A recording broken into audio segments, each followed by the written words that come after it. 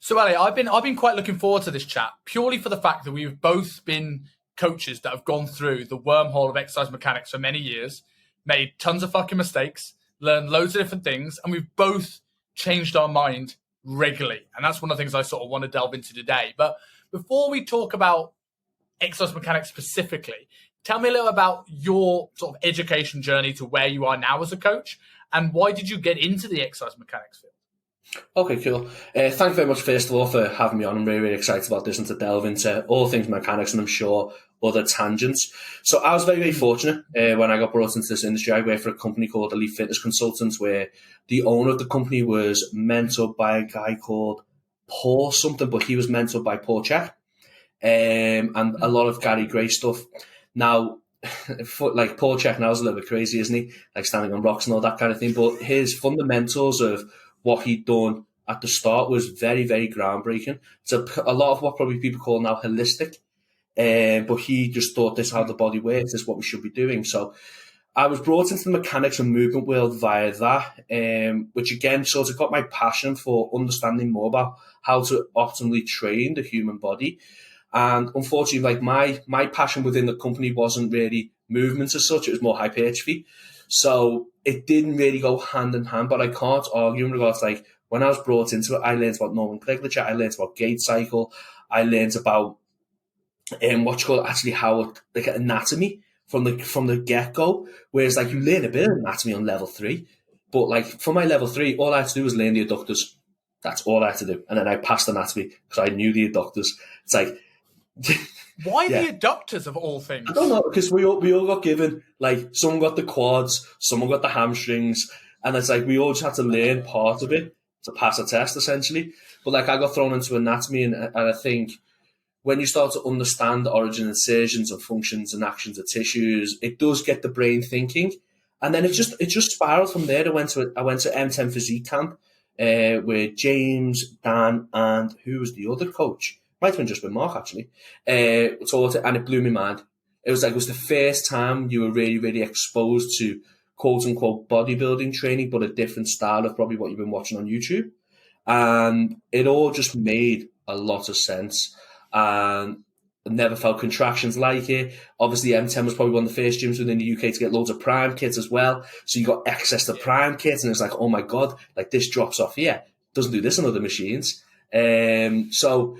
That's how I got brought into it all, and then the passion from there to try and put on as much muscle tissue as possible has always been the goal. It's always been an obsession of mine. Like, I've always tried to design the perfect hypertrophy program, which just never exists.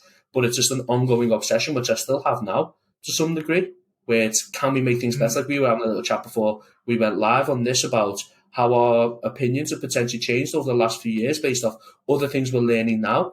And I think that's something that's potentially lost a little bit with the younger generation, is the obsession to know more about how to build tissue or how to get digestion a little bit more optimal. It's like it has to become an obsession, for my opinion anyway, to become very, very successful within this industry.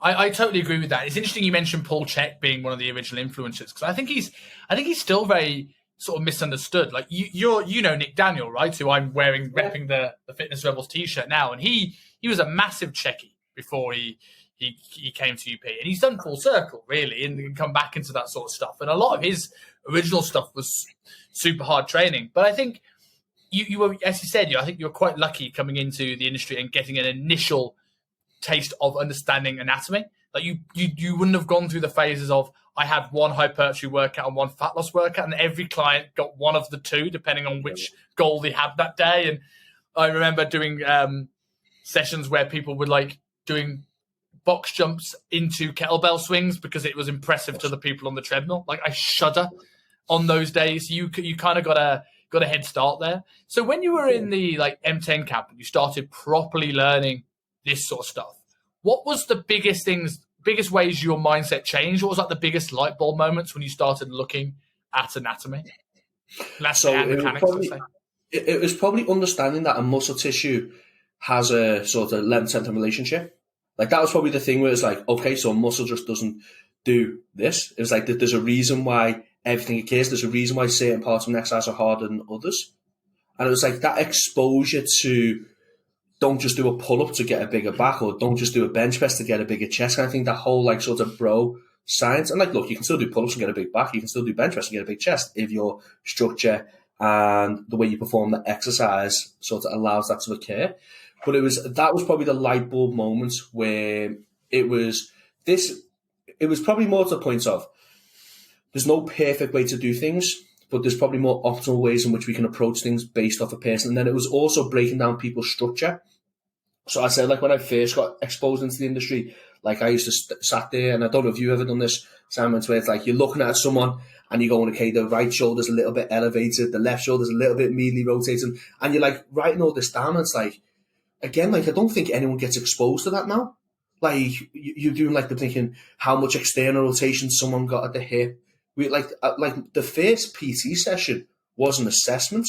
That's what someone paid for. They paid for an assessment where it was an hour long of looking at someone's sort of structure as best as you can without an X-ray. And then they like looking back on it, it's like, okay, that person got elevated shoulder, but it's like, I probably didn't know why it was elevated. I just noted that it was elevated. So looking back on it like 10 years ago, it's like, probably things could have been done better. But again, I was exposed to people aren't all the same. And again, this is where I think a lot of people now, it's like you get given a program, it's like they think they all should be doing a single arm pull down because that seems to be the craze at the moment.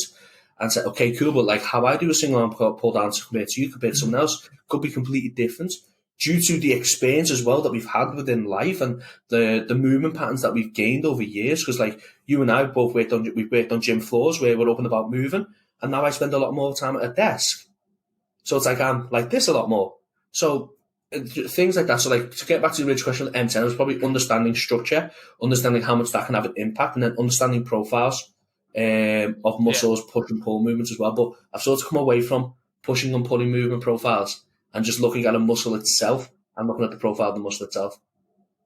I'm going to come back to that in a second, but I certainly can resonate a lot with that feeling of like you study anatomy. And I used to watch people in London walk and see how people held their bags, see how people lost their like heels, and kind of going into that stuff. And I think that's something that it is kind of lost now. And do you think, you kind of alluded to it, but do you think the fact that so many people are now going straight from PT qualifications into online because they think they're going to find some miraculous Wi-Fi connection on the beach in Bali actually is the reason why people now they're learning mechanics, but it's on paper mechanics. So I have no internal rotation of my shoulder, but they don't know to look for what's happening at the shoulder here, what's happening at the lower back. You don't know how that works when you load it. You don't know what responds to gravity because you've never seen it. You've never seen this. You just go on paper, Kassem or Tom Purvis or Mark Cole says this, so I'm going to do this exercise. Do you think that's a problem now with why some of this stuff isn't interpreted as well as it should be? It's a good point actually. Never really thought of it. Now I think like online courses are great in regards to like I get to learn off, as you said, like people like Kassem, Tom Purvis from the UK. It's great. So like you do get that exposure, but I do think unless you've seen people move, and I think to bring into what you were saying there, I don't necessarily think you need to go and learn it in person, but I think you need to understand people moving, which you only really see from a one-to-one experience, because you see people in the gym, don't you, all the time, you're like, why the fuck's the person doing that? And this is one of my things about like what you should never just assume that someone's doing something wrong because you don't know why they might be doing it. And it's like, because they might be doing something because they've got something that they need to fix or sort out or whatever, because this is what their coach told them to do. And again, unless you start seeing, because you can't really look at that person and go, okay, I'm looking at that person move, if that makes sense. It's like, I think you need to look at someone from a one-to-one perspective and go, I'm asking them to do a chest press here. Oh no, that's the perfect one, right? I'm asking them to do a shoulder press and their arms aren't going over the head. It's like, why? So why are they shoulder pressing with the hands in front of them when I'm trying to get them to go overhead? And unless you've really seen this and seen the person's structure when they're just walking and then actually see what range of movement they have, and you've never really tested these things, but visually looking at it, it is quite hard to interpret what Cass says, what Tom Purvis says, what Joe Bennett says, Jordan Shallow, all these guys who are teaching this awesome stuff. But from an online perspective, it's a lot harder because you can only do so much. Like, you'll know this yourself, mate. Like, when you go to a course and you learn something online, you learn so much more in person.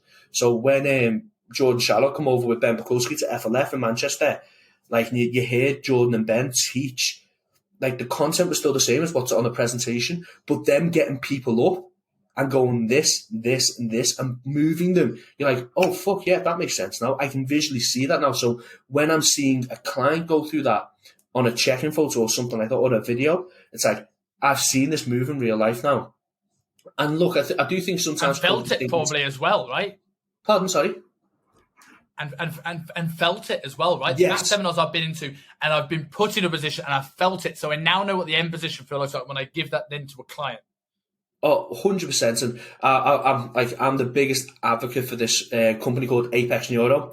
And it's the perfect example in regards to, like, you need to feel something because you'll be able to go and see them and you'll have a good understanding about how it works. But I can't explain the sensation. So long story short, it's a company who are really, really trying to help with rehabilitation, but also they feel like they can go into helping with hypertrophy as well on weaker body parts and things like that. But my girlfriend, who's Is this Chris Knott? Pardon, sorry? Is this Chris Knott? No, that's his education. Chris Knott's company. So he's Apex. This is like Apex Neuro, so it's like it's another company. Okay. I want to do Chris Knott's course though. It looks really, really cool. That's on my thing to do next year. But yeah, it's like, so basically they put like electrodes all over you onto tissues, and they can send so much electro pulses to one side of your back and less to another, and they can sort of try and figure out imbalances and whatnot. It honestly, I'm not going to do it justice by trying to explain it on here, but China's pressed with shoulder playing for a year and a bit, and no matter what I've tried to do, I've not really been able to come up with the conclusion of what it is. They fixed it in 30 minutes. Wow. Yeah. I've got friends there who, one of them's had knee pain for years and years and years. It's starting to go away. It's honestly, it's mind blowing. It's absolutely mind blowing. Like, I'll give them all the free advertising I can because I've never experienced anything like it in my life, and I've never felt a bicep contraction like what we were talking about before, like I felt when they put these electrodes on me. Never felt anything like it. Super interesting. That's somewhere I might visit to try and get rid of my niggly middle back pain that I've had for years. This could be the place to sort it. Could be. Honestly, it's like it's like I can talk about it all I want, but I want to do a justification until you go there and you actually experience it. Yeah. Now, the only issue they have, because you and I obviously were into anatomy, we were into human physiology and whatnot, trying to explain it to Gen Pop, that's probably where they're trying to transition to sort of like the real world, maybe the challenge for them. But they're two very, very, very clever individuals, and they will be able to do it because it is groundbreaking. It's unbelievable. I'm very, very excited to see where they can go with it. Man, that's certainly something I'll go and have a look at when we finish this call. So going back a little bit onto some of the mechanic stuff, you've talked a little bit about some of your thought processes here, and you mentioned obviously things like resistance profiles, but you've also mentioned structure. You've also mentioned posture. You've also mentioned you don't know why someone's got limited range of motion overhead. And I think this brings us on nicely to what we were saying before we came on air. That I think there is two now very polarizing camps that need a middle ground in the mechanics world. There is what I would call the muscle mechanics crowd that are magnets and daisy chains and strength profiles and trying to get the perfect resistance profile of an exercise. And then we have the movement mechanics that are anterior pelvic tilt, ISI, breath work, expansion, bucket handle, this sort of stuff. And very, very rarely does someone integrate the two. And I think it's very important that we do, because while the muscle mechanics crowd here are working within ranges that people own, the movement mechanics are assuming that a anterior pelvic tilt is always a problem and they haven't got an x-ray and they can't actually see it. So where do you think, from your years of experience working with like Paul Chek and, Gary Gray and all that sort of stuff, and working with the RTS guys, where is this middle ground with posture? What can be improved, and where's the middle ground, do you think? So I think the middle ground all comes onto the individual themselves and what the goal is. So I think this is something where you can argue these two camps could potentially be a little bit more specific depending on the individual that's in front of them. So if you've got someone who's, let's say we've got Betty, who's 75 and she's dislocated the right hip, it's like, okay, so we might then have to start working within these range of movements that she can own. And then you could argue the transitional phase would be, let's start going into these more passive ranges of movements, quote unquote passive there, by the way, and see them, because like at the end of the day, that's real life. And I think sometimes the issue is when we're trying to stay within this quote unquote active range all the time, but it doesn't really transition much into real world situations. And if we're trying, like we were talking about before, like if we're trying to improve movements as such, but we're only staying within such a range of movement because that's quote unquote what we can control and actively pull ourselves into, what's going to happen when, say, you've got children and like you're playing footy with the children and whatnot? It's like, that's potentially going to heighten our chance of getting an injury. So in regards to integrating it, I think you need to understand potentially the goal of the client himself. If the goal of the client himself is to pull on as much muscle tissue as possible, I think you've got to start understanding that a greater range of movements is going to be better as long as it's not detrimental to the client's health. And as long as they're not doing anything that's going to be really, really detrimental to them having an injury further on. So there are some key things in which we potentially don't want to occur. Like if we're doing a leg press, for example, like the lower back coming off, or sorry, the hips coming off the pad. Like the things like that we can avoid.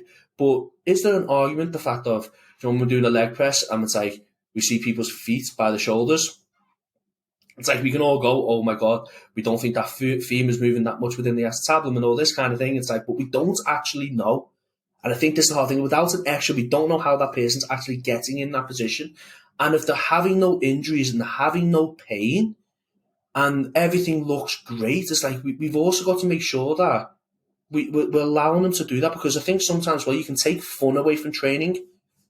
And like I said, like everyone goes in, like it looks like a sex swing, doesn't it? When you're attaching a daisy chain and then a carabiner and then a green band. Oh shit, no, it needs to be a purple band because that's making the drop off too much.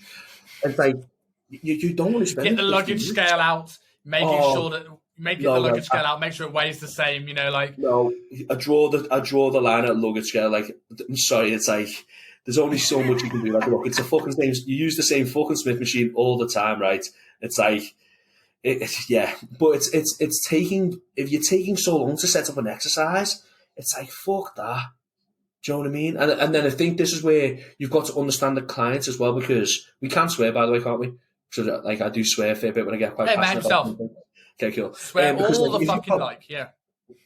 Good, because like if you've got someone who's going to a pure gym at 6 o'clock and they're very, very nervous going to the gym, it's like you're not going to get them going in with bands, daisy chains and freaking cuffs and all this. They literally just want to go in and start feeling comfortable training, and then who knows, a year progression for them might be then starting to apply bands and feeling comfortable to start recording themselves in the gym. And again, this is why, as you said before, when people are doing too much in one crowd or another, they're not going to be open enough to the idea of not letting someone reverse band a Smith machine because it fits a profile and all that kind of thing. It's like that person just needs to go in and train and understand how to contract the tissue. Never mind trying to get an optimal resistance profile. Do you think there's an element of coaches trying to do too much within the one exercise, that they're thinking singular rather than zooming out and looking at the program as a whole? One of the, so for example, if you're in that movement mechanics crowd, everything has to have a reach. Nothing can allow the shoulder blades to be locked back and down. Or you're trying to find the most perfect resistance profile for an exercise when instead of going, well, how about I just do 2 exercises that take half the time to set up? You know, So like the one that I always look at is like those, and again, I'm not necessarily calling people out here, but we have obviously the thing we're all taught when we start the PC course, that you've got to lock your shoulders back and down. If there's a cue for personal trainers to get results when they first start in the first 2 years, it's chest up, shoulders back, eat low carb. If you do that, you'll get results. But we had this counter argument now where a lot of people are now saying, from a lot of injuries, especially with bodybuilders, of years of locking back and down, that everything should allow the shoulder blades to move. And we had Cassim talk about now, everything should allow the shoulder blades to move. Cassim's an incredibly smart man. But I think where the people that aren't Cass and aren't this other side, the nuance is like everything should allow the shoulder blade to move, rather than thinking, right, if I've got my 1 rep max bench press, I want to lock everything in as much as possible because I don't want to be unstable during that. But it doesn't mean that my B series couldn't allow things to move. And my C series couldn't allow things that be outside of my active range, that are lighter, that couldn't be more for longevity. Do you think coaches are now thinking, I've got to try and do everything within one exercise rather than zooming out and having different exercises for different things within a whole program? 100%. And again, it's sort of that point of like, because you're either in one crowd or another. So to do what you've just said then, is you have to be very, very open-minded to the point of, we're going to, for whatever the reason we're doing this exercise, we're going to be in X crowd, but then the program further on later, I'm going to be in the other crowd, and a combination of the both. But that means you've got to be open-minded to that. There's just not one way to do something. Because exactly, but it's like getting back to what we were talking about before about the goal and how it needs to be specific to the goal. Like if you're doing a 1 rep max, of course you want to pull them shoulders and lock everything down and try and create as much stability as you can get within that. But then, as you said, if you're trying to sort of challenge greater range of movement within that joint and within what that muscle can do and perform, it's like, and you're going to use a lighter load, then of course you can let your scapula go wherever the hell it wants, if that makes sense. And again, it's very, very specific. And the only rule I would say that coaches need to apply is every single exercise you give a client needs to have a justifiable reason why you're doing it.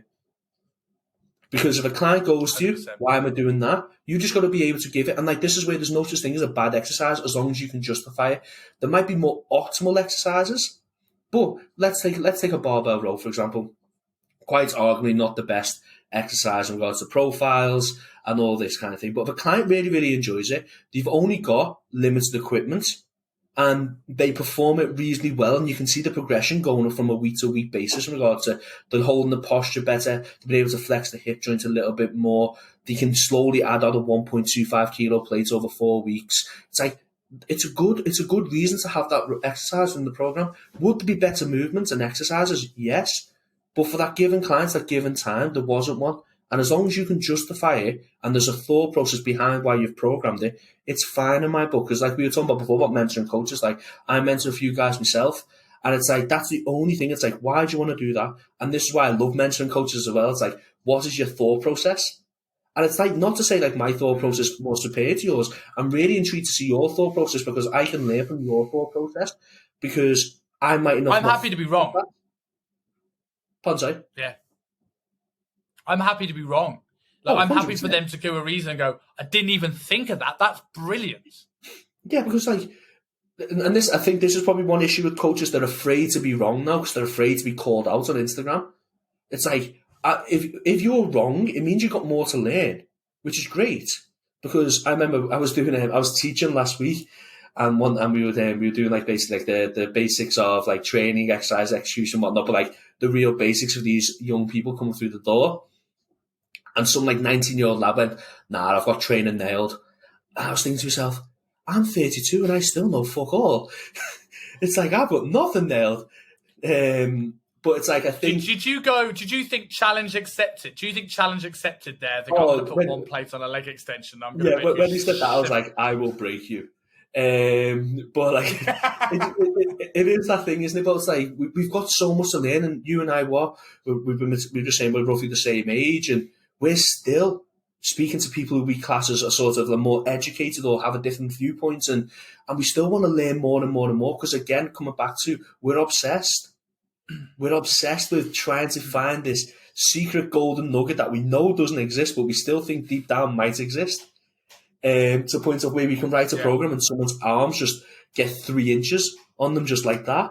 And I think that's potentially the thing that's getting lost a little bit within the industry is the sheer passion. Like, you and I could talk about this probably for 3 hours non-stop, and we'll just go down rabbit hole after rabbit hole, thing we've learned and then thing we've disregarded because we knew it didn't apply now and all this. And I think that potentially is getting a little bit lost because, as my girlfriend says, she's fed up with hearing me just ramble on a call to someone. So like a 5-minute call could have been like done in 5 minutes, and it's like took 25 minutes because I just found the rabbit hole to go down. And then it's made no sense by the end of 25 minutes. But I can guarantee you're probably exactly the same. I mean, I'm assuming you've gotten a call. I'm assuming you've gotten a call with Jordan before, right? I've gotten a call with Jordan Shallow, and you get like, I understand. Then he just, boom, he's off on a tangent, and I'm just like, okay, you had me, and now I'm lost. And I get off the call going, right, I need to find out what he meant by the last 30 minutes of that call. But I'm interested. I want to know. And that's how I learned a lot about ribcage mechanics, because he kept talking about it on a call with me, and I'm like, right, I need to go and study this. Yeah. No, I think it was more the point of like when I was doing pre-script, he carried on slagging off hip thrusts. And I was like, just fucking tell me why you don't like hip thrusts. And it wasn't until the final the final course module, he said why he wasn't the biggest fan of them. I was like, oh, but it's like, I was trying to look into every podcast he's done, every article he's written, just to try and find why he wasn't the biggest fan of it. No, but Jordan's fucking cool. Like, got a lot of respect for that guy. Because he's, again, like we were talking about before, like he obviously knows his stuff because of the quality of athletes he trains. And you can't have nothing but respect for that. And the best thing about it, he's just down to earth and cool as fuck. He's just so sound. I was just going to say, we done a podcast with him, mate, and I'm just sitting there going, you're just exactly how I thought you'd be. Just down to earth, cool as fuck, and just love this industry. Yeah, I remember when he came to Hong Kong just before the pandemic hit, and I don't know whether he'll hate me for telling this story or not, but we took him for Thai food, right? And we took him to this tiny little Thai restaurant in Hong Kong. And Hong Kong is very small, so you had to go sideways in the door for a start, right? You wouldn't fit in there yourself. And we sat down, and he ordered 2 portions of the chicken and rice, and his mind was blown because it's Hong Kong that the chicken was cold and the water was warm. And I was like, this is why you should order Pad Krapao, mate. Like, you know, yeah, the chicken was cold and the water was warm. This is Hong Kong. Like, why? Like, what's the way they do it? I think the water being warm, there is a digestion element that they feel in there. Okay. Why the chicken is cold, I have no idea, but they do it everywhere. Not everywhere, but lots of local places. The chicken is cold. No idea. You know, that's but like, on the topic of Jordan, we one of the things he did a great post today, and it kind of tallies on to what we were saying, right? About exercises being output based or skill based. Mm-hmm. And this is one of the things that I found that I thought was, you mentioned taking the love out of training earlier on by going too much into mechanics world. And I know that one of the biggest issues I suffered from learning this, I spent so many years being told that, look, you're not built to squat, your femurs are too long, your tib fibs are too short, so you shouldn't do it. And I didn't do it. And I just got like weaker and weaker and weaker because I was strong within a very, very, very small range. I never improved.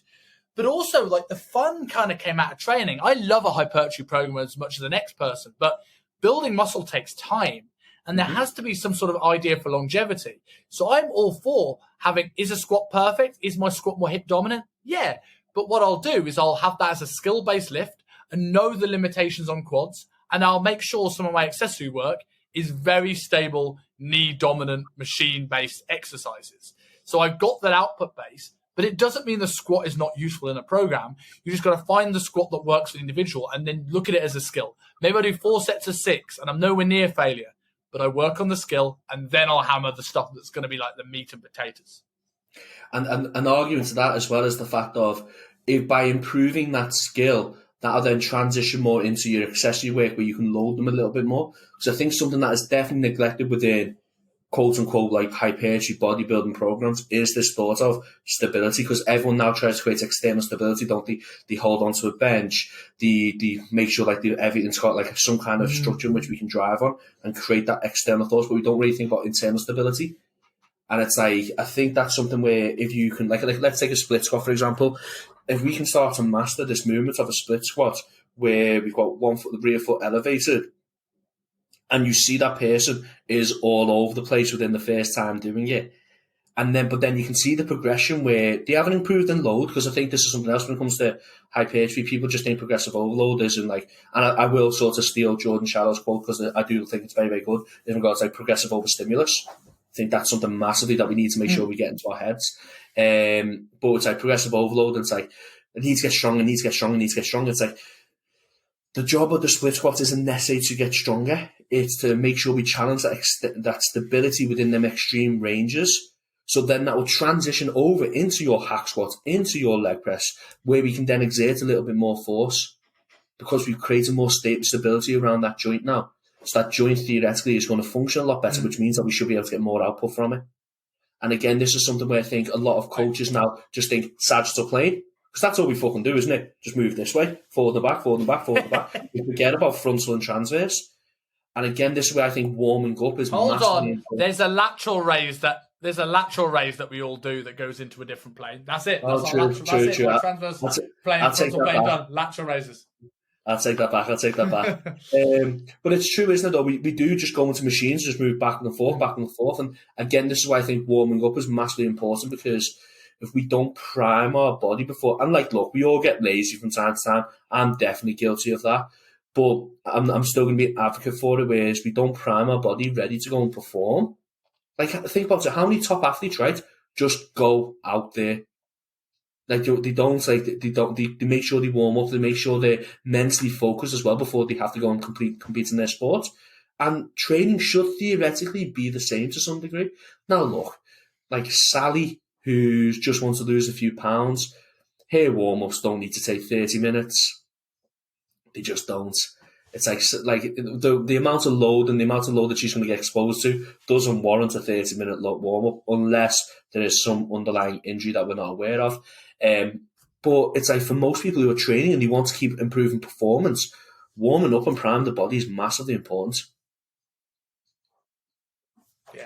Yeah, I completely agree with that. And I like what you say regarding the split squat and how that primes it, especially when you're looking at the research now coming out that even more than we thought, that spending more time in a lengthened position has a greater elicit of hypertrophy than mid-range and short-range positions. Now, if you can't get into those length and range positions, which I am certainly guilty of in a number of joints, then you are limited of how much you can get out of this. So taking that split squat for an example, proving the range of motion that you may have in the joint. Now, whether that your limitation joint are structural or mobility or whatever else, if you pick your main output-based exercises that are within your, let's say, active range, finding an exercise that could then look to improve that means this is where coaches either try and be therapists and try and fix everybody, or they spend 20 minutes trying to like find the right exercise for somebody, where I'm like, okay, the main exercises I will put in somebody's program are there to work within a range the biggest range of motion they can own, control, and work hard.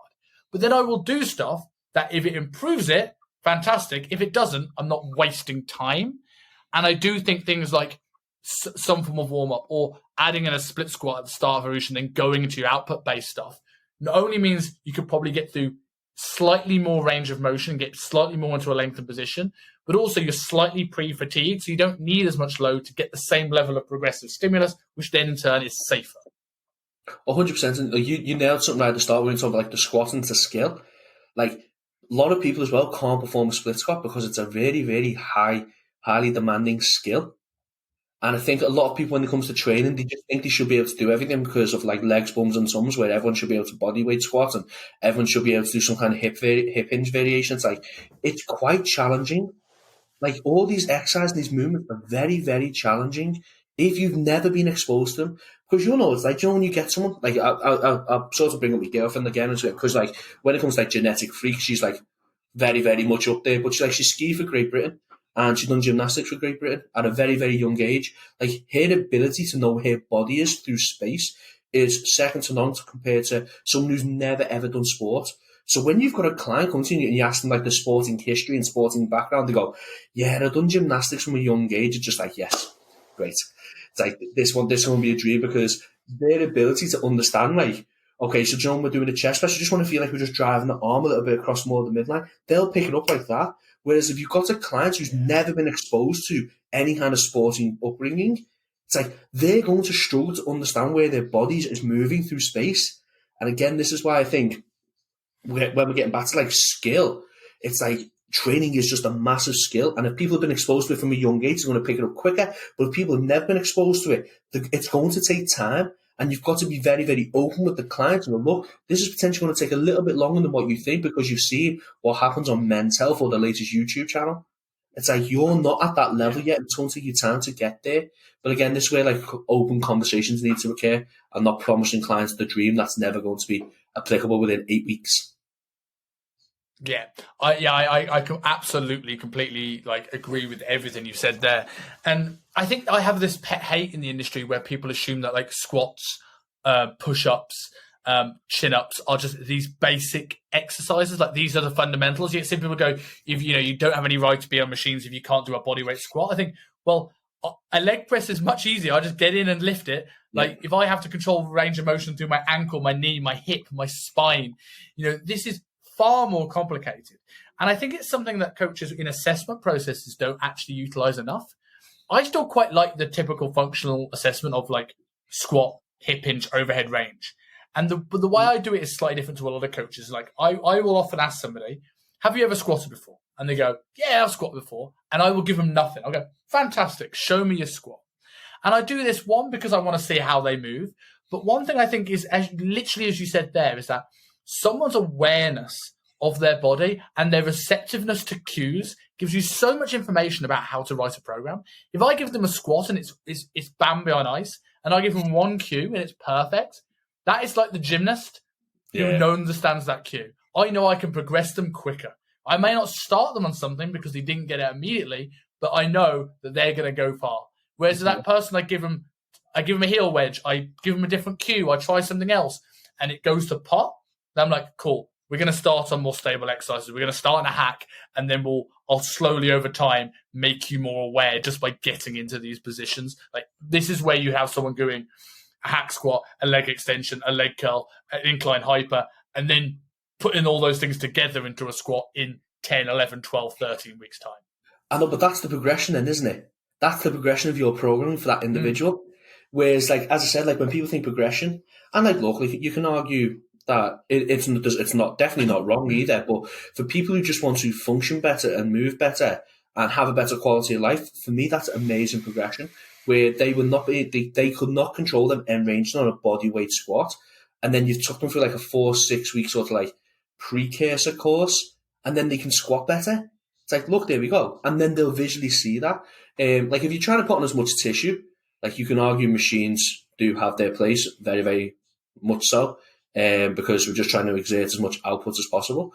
But I think trying to make sure, again, when we sort of like come to like the two camps, making sure what the goal of the clients is just massively important, depending on where you're going to sway within them two camps.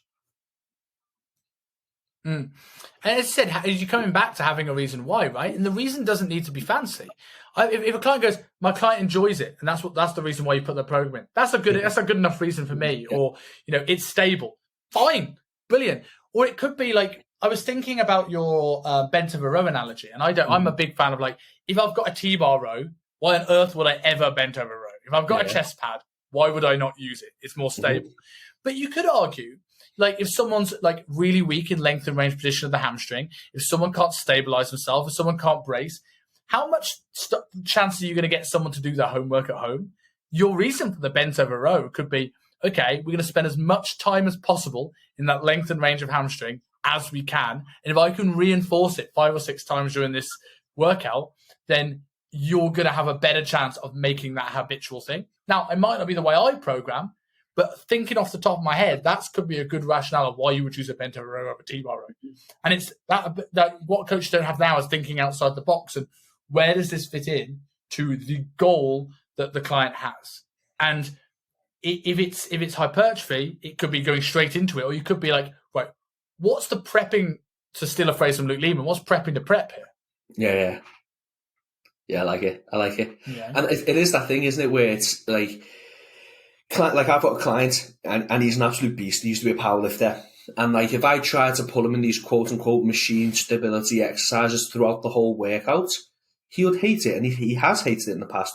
So I need to make sure that I give him a deadlift from the floor. I need to make sure I give him some kind of barbell row, an incline barbell press, because he enjoys that. And then the rest of the workout then is more specifically towards what I would like to program for him to make sure he brings the best package on stage next year.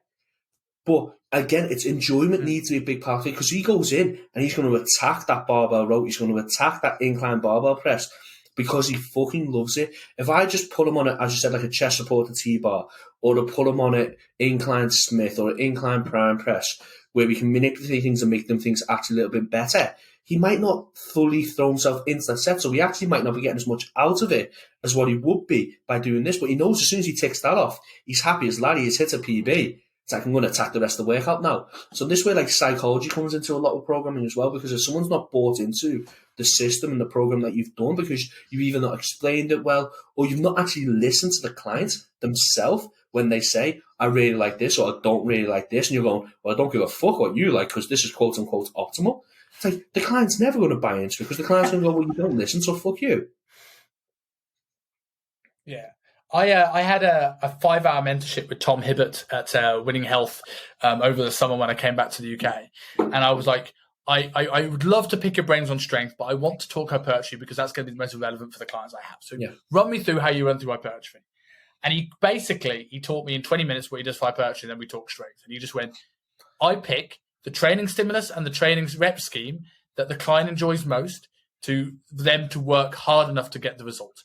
When we're looking at training for hypertrophy, we can optimize all of the stuff that we're saying isn't invalid, but essentially we need to get probably within 1 to 5 reps from failure, right? A true 1 to 5 reps from failure. And I'll come back to why I don't like the term reps in reserve in a second. Yes. But if I can get someone training hard enough, it doesn't really matter what they do. So like, I think people lose this in this pursuit of, well, they're worried about, is it 1 rope or 2 for the tricep extension? Rather than saying, well, can I actually teach that client to train fucking hard on that tricep extension? And I think that's massively underrated. I also think, but I'll go back and say why I hate the term reps in reserve. I love Israel, but there's the problem when people take sound bites and they can't apply what he's saying. Israel trains now primarily more intermediate and advanced dudes who know where a 1 rep in reserve is. I like pushing beginner clients. I don't know if you agree with this, but I like pushing beginner clients to failure because what they think is 1 rep in reserve is 25 reps in reserve. Yes. If you've never hit failure, how the fuck do you know what 1 away from is? Yeah. I'm honestly I love the idea of reps in reserve. I wouldn't enjoy it. And again, this way personal preference comes into I wouldn't enjoy it because there's nothing better for me than being on the bottom of that hack squat. Now, you can also put the argument across that reps in reserve is going to be better for me putting on tissue, but my enjoyment outweighs what is quote unquote perfect. But I completely agree with you in regard to what is 3 reps in reserve. I've been training for 12 years now, maybe a little bit less than that. I still would struggle to know what 3 reps in reserve is. It's okay, is that 2? If you had Jordan Shallow, Mark Coles over your shoulder, would you do more than what you think is 1 rep in reserve? Fucking 2, right? Because as much as they're probably stronger than me, it's I fucking want to beat them. And it's almost you want to impress them to some regard, isn't it? But it's but in my head as well, from a psychological aspect, it'd be was that 3 or was that 2? Or was that did I go too far in the reps in reserve there, and then I haven't programmed it properly, and it would probably eat away at me too much to the point of I'm a big fan of just having a logbook, what you've done the previous week. If you're going to match it, make sure the execution's better. Or if you're going to beat it, let's beat it by a few reps, or let's add a little biscuit weight to it so you can see that progression. As I said, I am more than open for the chat with people talking about reps and reserving. And I was having a conversation with someone on Instagram about this actually, about how it can be more optimal. But I also think sometimes it's just a little bit too complicated as well. And the different phases and periods that you go through, and just people have done very well using this one modality where things are quite simple, and you just, as you said, you just go in and train hard. Because I do feel sometimes, people, again, and this is definitely taking away the people who fucking train hard, but people who potentially don't train hard are using this reps and reserve model as a way to pussy out. It's well, I've got 4 reps in reserve this week. It's but you've never fucking hit failure in your life. So it's it doesn't work. So I'm 100% in with you because if you look at Mike, I was telling the people that he trains, they're fucking athletes. So their 1 rep in reserve is a 1 rep in reserve.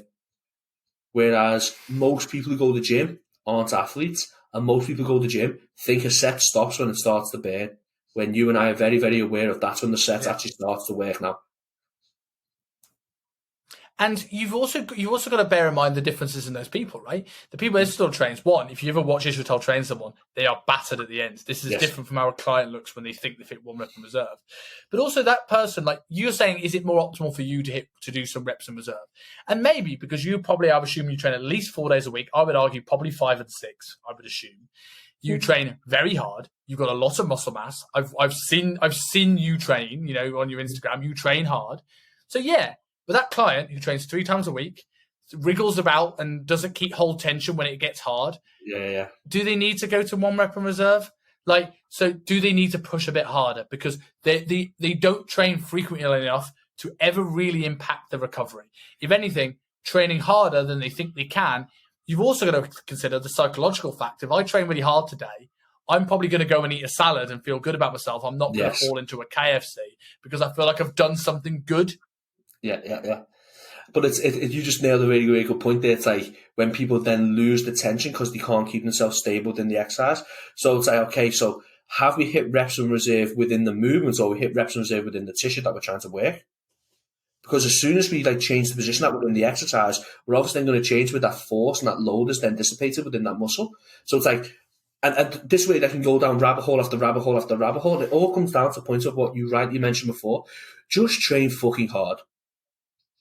Just train fucking hard, because when it comes to hypertrophy, you just need to create the adaptive stimulus where your body goes, okay, I need to change now. If you're never pushing that boundary, you're never going to change. And I think that's where a lot of people now, when they're trying to quote unquote be optimal, are just neglecting the sheer fucking basics of what you and I probably did when we were growing up, where that'll probably be classed as overtraining now, where we do things like GVT. Yeah, my HRV. My HRV's dropped. My HRV's dropped. I can't train anymore. It's too hard. Like, look, I love the Aura Ring. I think it's great, but it's just a tool. Yeah. Do you know what I mean? It's just a tool. It's like, if I wake up feeling great, but my HRV's rock bottom, I'm still going to fucking train. I will make a note of it, because there might be other signs that my HRV is determining later on. Do you know what I mean? It's like when I got really, really sick, and I couldn't compete due to the fact of it. But my HRV was telling me I was getting really, really sick. I was just in prep mind, and I didn't give a fuck what my HRV was saying. But it was telling me that I was getting really ill. And I think that's something where we can take note of it, but we don't use it like the Bible.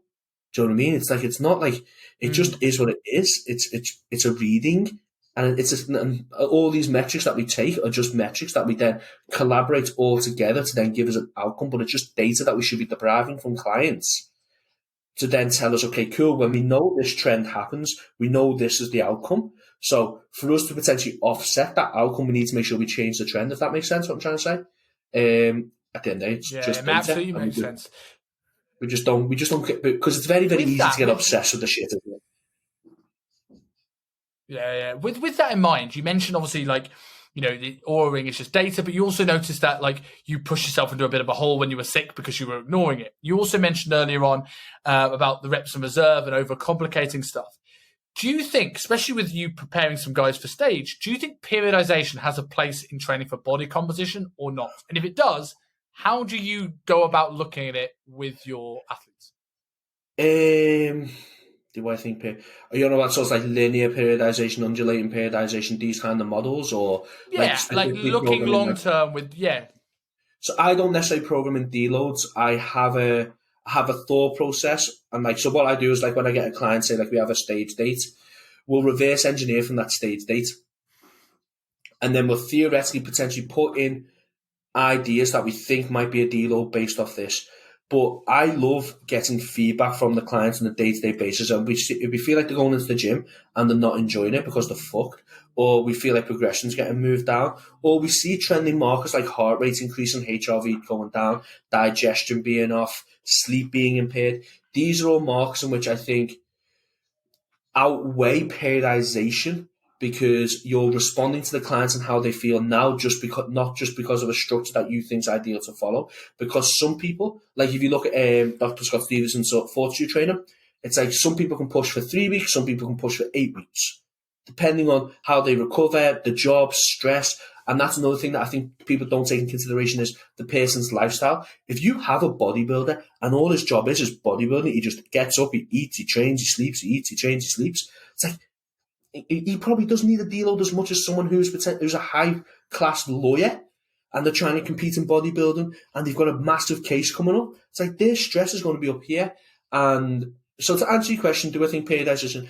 I don't do periodization in specific blocks, but I try and find trends to go, okay, around about 6 to 8 weeks, we know we potentially need to pull back here. If we go back off the current trends of what we see in the background, I think this is why when you've got a client for a long time, if you've got a client for over a year to 2 years, and you're trying to prep them for competition, you can gather so much data to understand how that client then performs. Because as I said, some people might need, like I need a deload every 6 to 8 weeks. And I've been notorious for pushing past that. But I do put myself into a big hole then when I struggle to get out, so it takes me a little bit longer. Whereas I know if I deload every 6 to 8 weeks, and when I say deload, like take 3 days off and then like reduce volume for 3 sessions, I definitely start to feel better and feel like I can make greater progression over the long term. And I think that's where a lot of people don't think long term enough. They think short term. I need to hit this gym session thinking this one gym session is going to make them massive, or this one gym session is going to get them abs. It's not. It's a long term process that you've got to think of, and the consistency of turning up is what's going to give you that outcome. Hopefully that answers your question a little bit. Yeah. I like to reverse engineer and base it off the data I've got within that client. Yeah, absolutely. I think I do still periodize with clients, but I think it's less about how important periodization is, and it's half for making the clients aware that there is a long-term plan in place and we've got a loose structure. And also, I think it also makes programming easier when I mentor with coaches. If I'm doing a linear periodization model, I'm probably starting with higher reps. If I'm starting with higher reps, I'm probably starting with lower sets. If I'm starting with higher reps, I'm probably starting with shorter tempos. So every decision is made based off which block you're choosing. If you're doing a strength base, you can make the rest of the program. So I think it makes program design easier, but it's a very loose periodization model. Like if I plan 4 weeks of strength and then going back into a 10-week hypertrophy phase, that hypertrophy phase may go 12, 13, 14, 15, 16 weeks if they're still progressing. That strength phase may go another week if they haven't recovered from niggles. It is on the fly, but I'll have a loose structure and then pull from there. So to go on to a sort of like a little bit of a few half closing questions, because I know we haven't got too much time left. So you mentioned earlier, and I wanted to come back to this, but I forgot to come back to it earlier on, that you've moved away from pressing and pulling profiles. Talk to me a little bit about that. So the thought process is, again, like, by the way, like when I say I've moved away from it, it's literally just been like the last couple of weeks. So I'm still trying out. So I believe you should really try the stuff out yourself first and then start to talk about why you think it's all this. So I'm still trying it out. So what I'm starting to do is I'm starting to look at the muscle that we're trying to train, and this is sort of like a prescript kind of thing as well, because he didn't really talk about pressing and pulling profiles. He just talked about the strength-tension relationship of a muscle itself. So you can, like we all know, like the short position where we're weakest, mid to lengthens where we're getting stronger, that fully lengthened position where we're weaker again. Like we know the profile of a tissue, where it's like, so at the start of workout, we want to tax that tissue in as short as we can, if that makes sense. So we want to spend time there as well. Again, when you're designing a program around the individual, it all comes down to what we're trying to build within that individual as well. If someone's big glutes or someone's a big chest, it's like, okay, cool. You need to potentially figure out why they haven't got that tissue there in the first place. Is it structural? Is it the way they execute exercise? So imagine everything is perfect within this individual. Like there's nothing that we sort of have to really take in consideration. So tax that muscle as short as we can at the start, then get your big bang for bucks movements, and then I like to sort of finish off within that length and range a little bit more. Again, so it's like, I don't necessarily now going to start reverse banding a Smith machine. Again, I'll be totally honest, like Kuba called me out on it. You go, why are you reverse banding that? And like I have known to have like a little bit of shoulder issues in that lowering position, and it's just a habit that I've got into. And he challenged my thought process and delving into it. And it's like, sometimes I think it doesn't make sense to reverse band things. It's like if we're trying to challenge that length and position, so that's like the point of the exercise within a Smith machine press. It's like, why are we making it lighter? By the way, I understand the accommodating resistance profile and others, but why are we making it lighter if that is the challenge there? And then, for example, on a leg extension, if we're trying to challenge the top of it, it's like, why aren't we spending time there? If that's the whole point of what we're trying to get within the leg extension. So when it comes to programming now, that's what I'm really trying to get across to the clientele that I'm programming for. And I said, I've got 1 or 2 people who are trying this out with me at the same time, people who I trust and have been coaching for a long period of time, to get some feedback. And obviously, because I've been coaching for a long period of time as well, I can compare the results. But again, it's like the thought process of the exercise, like what is the main job of it? And let's spend time there. It's not necessarily let's make that profile perfect as such, but it's like, let's try and get the most out of that movement, spending where we should be spending time there. So, for example, on a cable fly, we're trying to get it short. Let's spend time in that short position. And let's potentially not have it drop off so there's fucking no load on it. Let's have a fair bit of load of it. And then further on the workout, you might want it to get drop off a little bit in that short position, because obviously that tissue's now fatigued. And again, I don't think people, and this is something James Sutton brought up to me, about 4 years ago, maybe 3 years ago, and I just wasn't probably in the mind space that moment of time to understand it. Because like profiles change throughout a workout due to fatigue. I was like, I hope I've quoted them right there. So James, if I've quoted you wrong, I'm sorry. It's like profiles change. So it's like where that exercise is within the program might be with them where you want to potentially manipulate the profile a little bit more. But yeah, if I'm being totally honest, I'm still trying to get my head around the thought process so I can explain it better. But that's how I've changed a little bit. So like not all pushing movements now are reverse banded. Not all pulling movements are really, really trying to get that drop off in that short position of time, because at the end of the exercise that we select should have a job to challenge a specific range of movements. It goes back to what you said before. Why don't you just choose 2 exercises? Do you know what I mean? It's like, why don't we just choose 2 exercises for what the actual machine's never going to delve towards, instead of trying to change the machine by like fucking putting benches on it or fucking doing some other obscure thing with it to try and make it perfect, when it's never going to be perfect, because as humans, we change on a day-to-day basis as well. Like our range of movement changes on a day-to-day basis due to events that have happened the previous day to the morning to the evening. And again, that's where I think people aren't really adapting with the person in front of them. They just think everyone needs a reverse band or everyone doesn't need a reverse band. It's like, depends on the individual. And the big thing that changed for me in terms of mechanics is looking at the impact of stress on movement capabilities. Like if you ever spent any time doing any manual muscle testing, you'll soon quickly see that you could get somebody, test the lats and they're strong, make them think about something depressing or stressful, and boom, that strength is gone. So we're looking at optimizing profiles. Yeah, okay, that person's structure isn't going to change anymore, so we've optimized it for that. We haven't optimized it for the scenario. And this is something where people that understand this world, mechanics, do this very well. I've seen Michael Goulden coach people, right? And it's incredible. He works with what he's got. But not everybody that's going to go on an RTS course is going to come back and have that same thing. And I think we overuse the reverse band. And as you said earlier, if it takes 30 minutes to set up, your client's got an hour.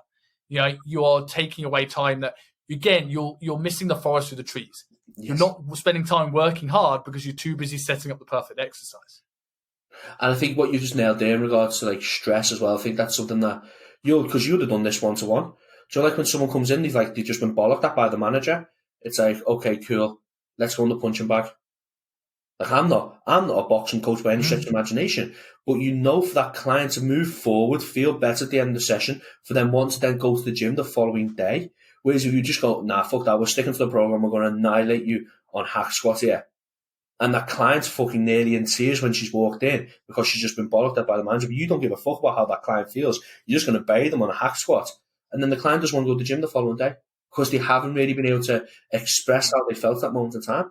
If that makes sense. Or some people might want to go on the hack squats and just take it all out on the hack squats. But again, that's where, as you're saying before, understanding the client and bringing back to your earlier point, you can only really do that from being exposed to one-to-one PT. Like, I think there's there's a lot of jobs which will sort of relate over to one-to-one PT. I think you've got to be able to work with people, and you've worked in like a one-to-one sector with people. And if you've done some kind of medical background, so you understand anatomy, I think that works well. So you can potentially go from like that kind of job role into online coaching. But I think if you're someone who's worked in Tesco and you just like training, and again, not wrong with Tesco, but Tesco's obviously got nothing to do with really what we do as online coaches. It's like, if you're someone who's worked in Tesco, you've worked on the till, and you literally just used to the scanning thing, but then you like training, so you feel like you want to go into the online world, I would really, really highly recommend going into one-to-one work as well as trying to build up your online business. I'm not trying to tell people not to do online coaching, because I think it's an amazing way to reach more people instead of just the catchment area that you're in. But I do think the joys from one-to-one PT can't be matched. Like, there's nothing better than burying someone in a set. And like, I'm training with my friend Isaac on Thursday, and it's like, we used to work together, and I can't wait, because at the end of the day, like, when you're training with someone, you're also coaching them at the same time.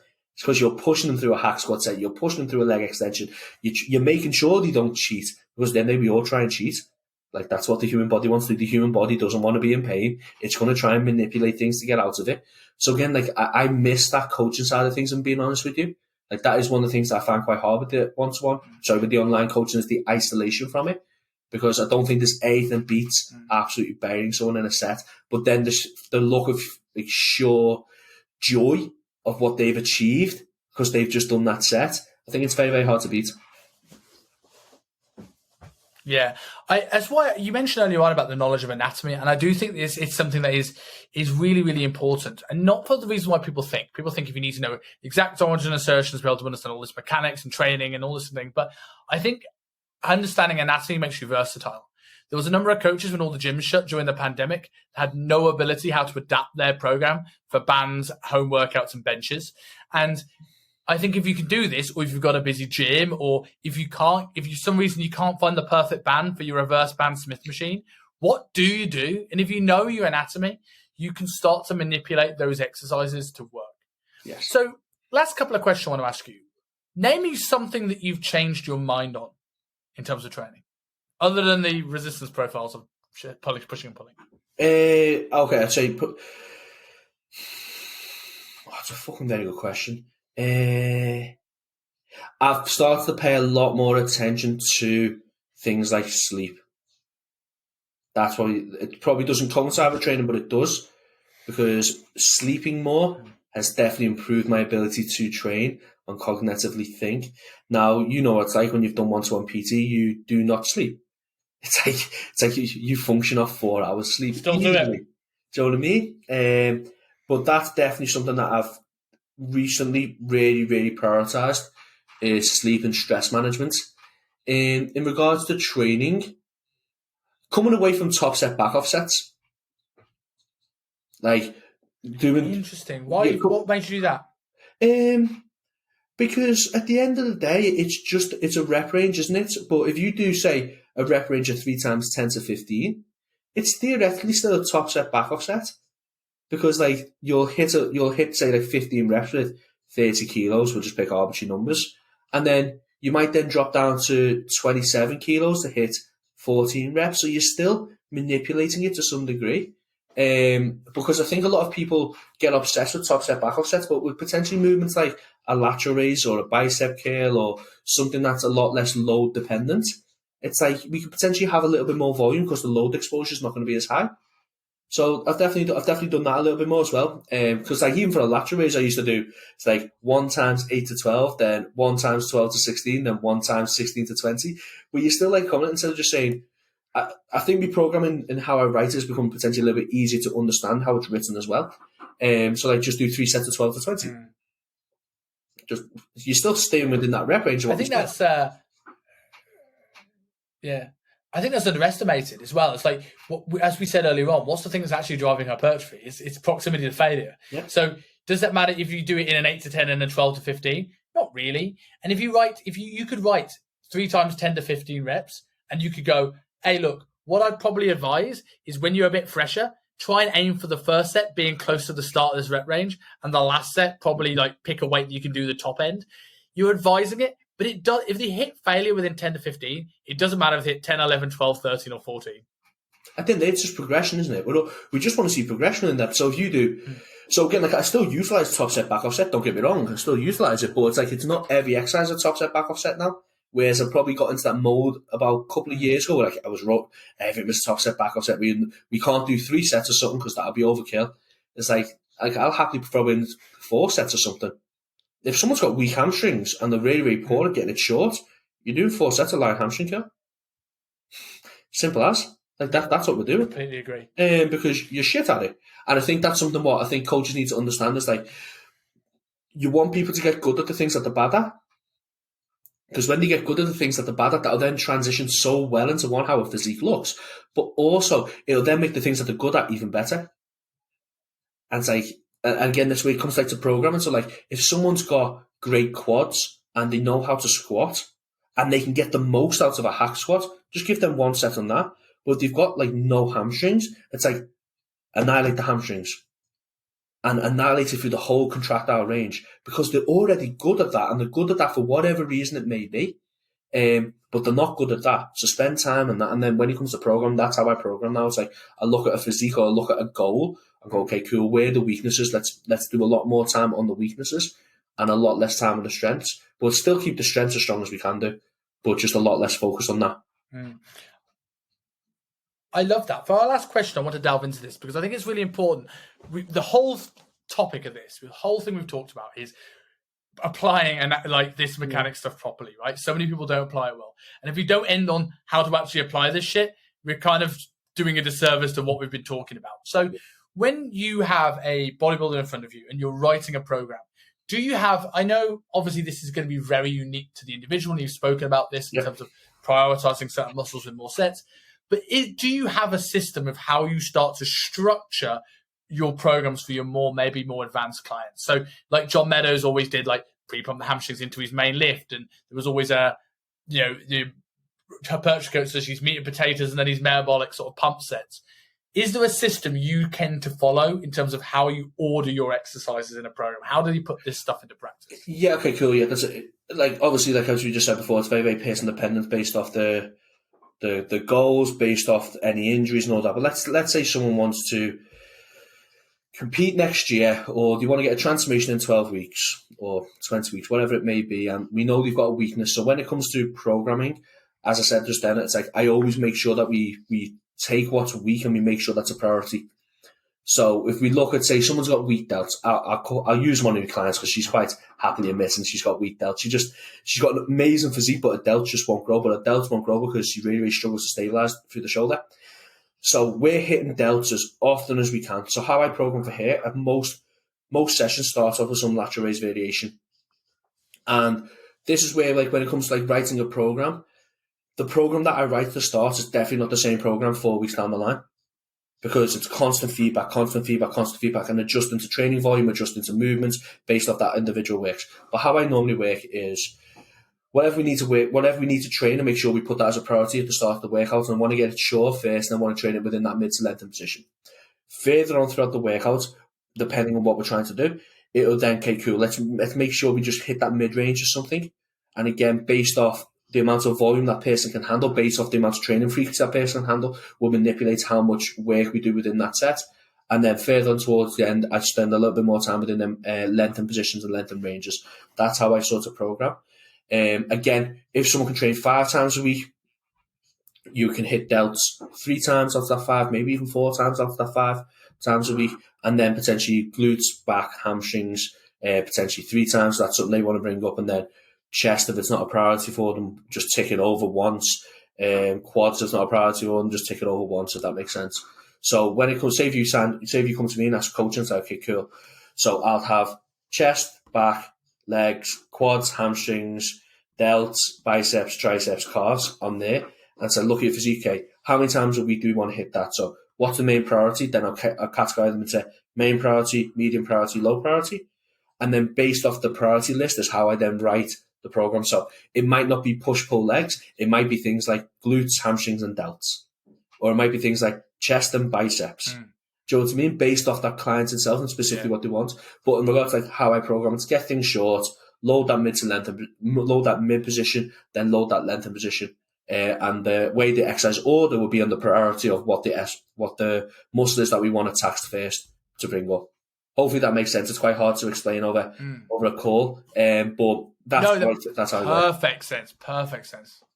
Yeah, perfect sense. And I'm very, very similar in terms of that. Like I generally start, like I work with a lot more beginners still these days, and I will start probably more full body, half body sort of splits, but then I start to transition more and more away to something like that. Like one of my favorite splits I'm using at the moment is looking at front body, back body. So you literally take the whole body in the first 2 days of training, and I can hit sort of like a minimum, like effective volume for most muscle groups. And then the latter part of the week becomes those priorities. Yes. So it could be front body, back body, push pull. It could be front body, back body, legs, shoulders, arms, glutes. You know, it could be all those things. So then almost like you add more volume, but you're always hitting maintenance on everything else. Yes. But the more someone has weaker points, the more you need. I've just written a program for somebody where I've completely changed that and then put like way less legs into it and done a bit more of a body part split. But it's a body part split with a lot of frequency on those certain things. And I think that's the beauty of programming is there's no PDF documents. Do you know what I mean? Like people try and create PDF documents, but they don't work. It's like I think the art of coaching comes to the way a coach manipulates and changes a program throughout the journey of a client's transformation, whether that be physical, health, whatever it may be. Yeah. Because at the end of the day, right, look, if someone wanted to just get a program and a nutrition plan, you go into bodybuilding.com. There's a load on there. There's loads of PDFs to follow. There's loads of nutritional strategies to follow. But if you want specific coaching, it needs to be specific to the individual. And look, all coaches have their modalities and methods in which they like to do things. And again, that's where then like the client then clicks with the coach or doesn't click with the coach. And there's nothing right and wrong with that. There's enough people on this planet that we can all help. And I think a coach needs to make sure they understand themselves and understand their ethos and what they love to do. And if they're passionate enough about it, they will start working with clients that they like to work with because they'll like them for what they want to do. Like people coming to me to understand how to maximally run a marathon, we're not going to work. Don't think I've ran anything over 2 miles for a very, very, very long time. So it's like, but that doesn't mean that another coach further down the line can't help them. Because like I said, everyone has their passion, what they're on about, and that doesn't mean the marathon coach and me are different coaches on different ability levels. We just have our different passions. I love that, and I think that's a great place to end this. So for people who want to learn more about you, because I'm a big fan of your content at the moment. It's really, really hitting the nail on the head. So for people who want to learn more about your ethos, where do people find? Right, it's Ali_Premier Physique, I think it is. Ali_Premier Physique. That's the company. That's my company, Premier Physique. Because my email's ali.teampremierphysique, and I always get them mixed up. I'm currently working with Fullball, a supplement company, in which we're trying to create as much content to take a person through a journey. So pretty much what you and I wish we had when we were 16, that's what we're trying to create. We're trying to create this. Here's the basics, and then it's going to scale up in levels to more advanced. So a client can or a person can just go on the website and go, okay, cool, I'm at this level now. I'm going to start here, and then we're going to transition up through the grades over the years. I'm currently working on that with Fullball. Robbie's a cool guy. He's a fucking awesome guy, really. I'm very, very blessed to be working with him. But yeah, for most of my content is Ali_Premier Physique. And then follow Pete as well. Pete_Premier Physique. He's my head coach, who's just a young version of me. And it's fucking really cool because he's a very, very... I wish I was as smart as him when I was his age. Like he's doing a master's in cardiology, I think it is. And it's like, fuck, I wish I was that clever. But no, honestly, like, thank you very much for the opportunity to speak on here. I've had so much fun just talking to you about things that we're all passionate about at the end of the day.